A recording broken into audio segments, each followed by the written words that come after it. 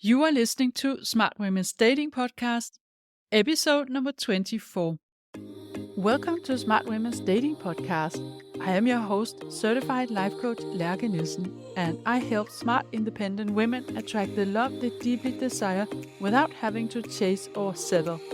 This podcast will give you the mindset tools and insights you need to finally crack the code to your love life. Are you ready? Then let's go!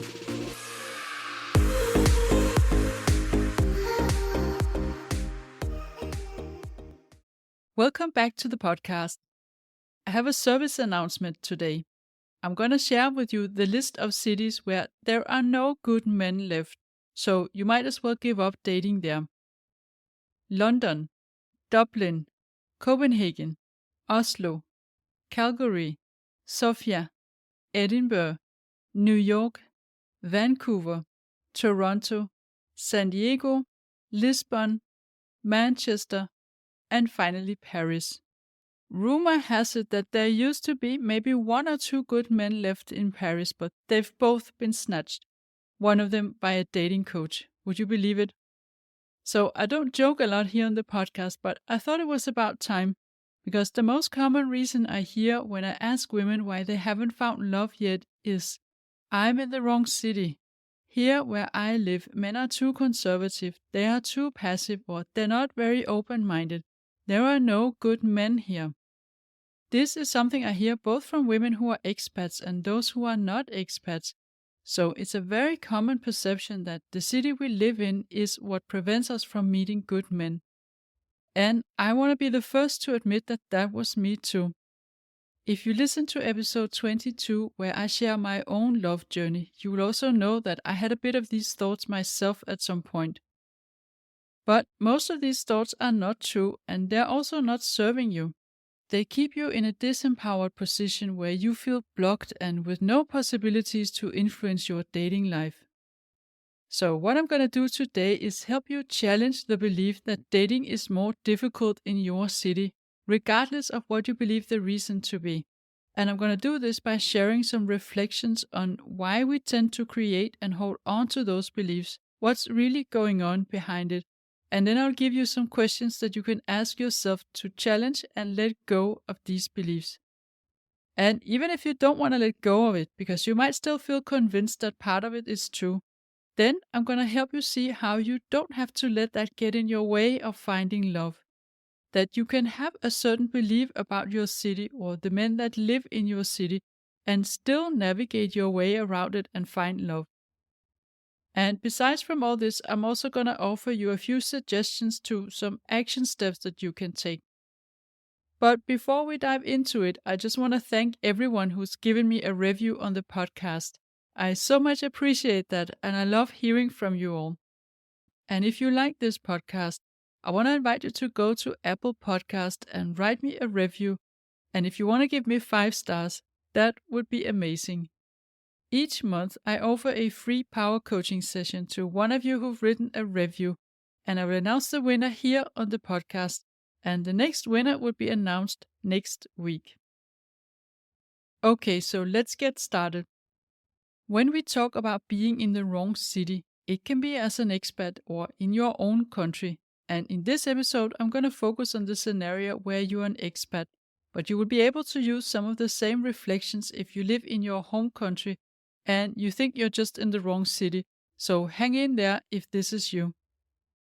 When we have negative experiences in dating, it's especially easy to believe that the reason is the city if you're an expat, or if you just moved to a new city in your home country.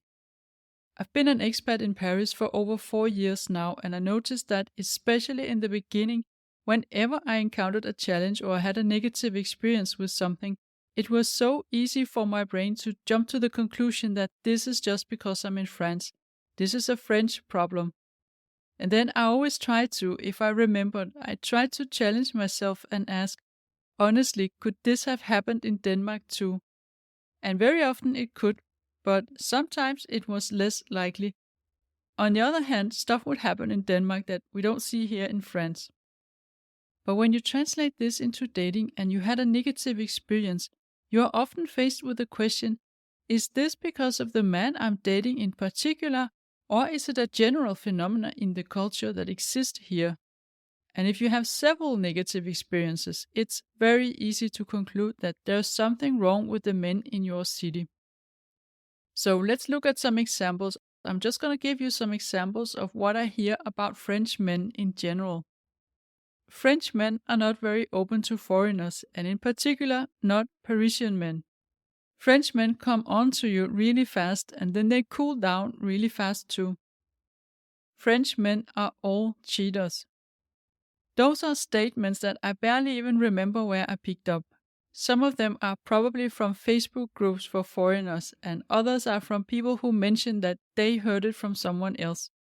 And they all represent true experiences that were painful and challenging. I want to acknowledge that. But they don't represent the truth about a whole population. Think of how many parts of the world you could have these experiences.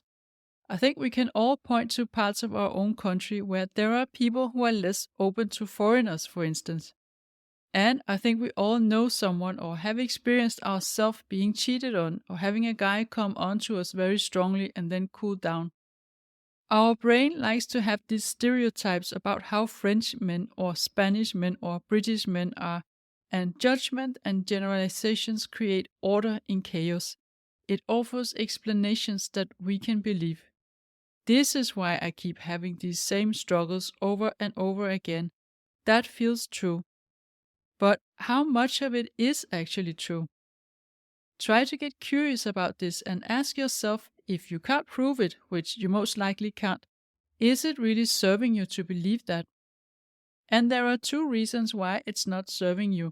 And the first one is, if you buy into the beliefs about how difficult it is to date in a given city, whether it's based on the culture or the size of the city or geography, you lock yourself into a corner where you are completely disempowered.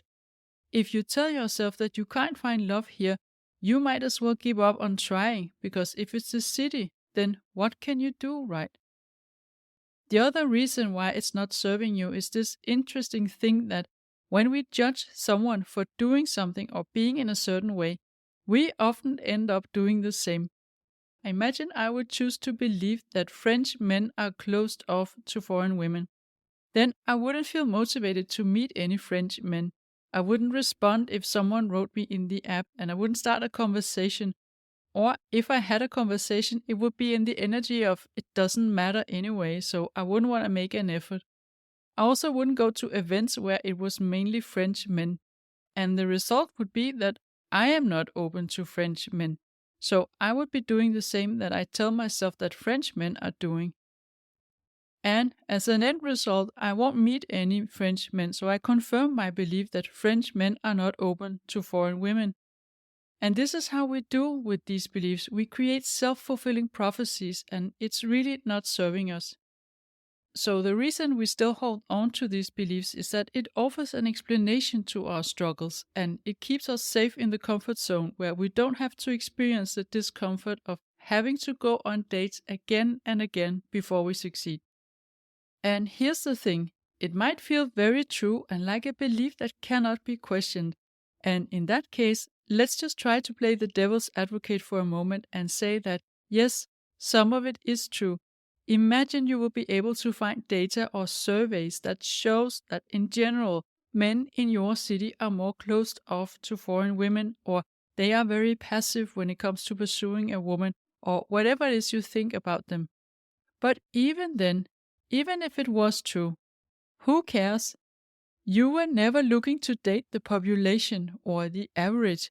You are looking for that special one person. So could it be possible that even if men in your city are very passive or conservative or closed off to foreign women, could it be possible that some of them are not? A few of them, or maybe even a good portion of them, they might just be different than average. And why do you not want to make yourself visible for those? They could be looking exactly for a woman like you.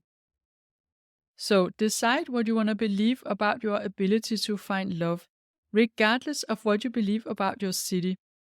What if you believe that you are not looking for average, that you only need one and you can optimize your chances of you two finding each other by putting yourself out there in a smart way, making yourself visible so he can find you. So I'm going to give you some concrete questions now to challenge your mindset. First of all, you want to start by getting really specific about why you think you're in the wrong city. What is wrong with the men in your city? And then you want to ask yourself, what are you building that on? And again, get really specific. Could the same be said about men in other cities? What would they say about men in your home country? Is that true? What would they say about women in your home country? And is that true? I know I wouldn't want to be judged based on all Danish women. I am first of all myself. And then you want to ask yourself, what if it is true for the average population? Could there be some for whom it's not true? Again, you are not looking to date the whole population. Is it even possible that there are no single men out there that could be a perfect match for you in this city?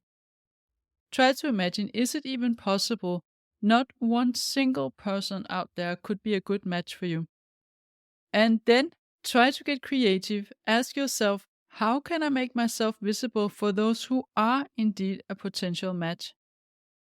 And you also want to challenge yourself to flip the whole scenario on the positive side and ask yourself, in what ways could the city or country that you are in right now actually be fun to date in?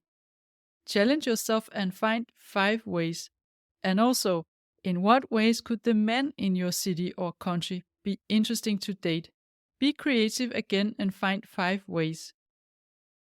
I want to add in a little bonus reflection here, because it's my experience that living abroad often makes you understand and see yourself more clearly.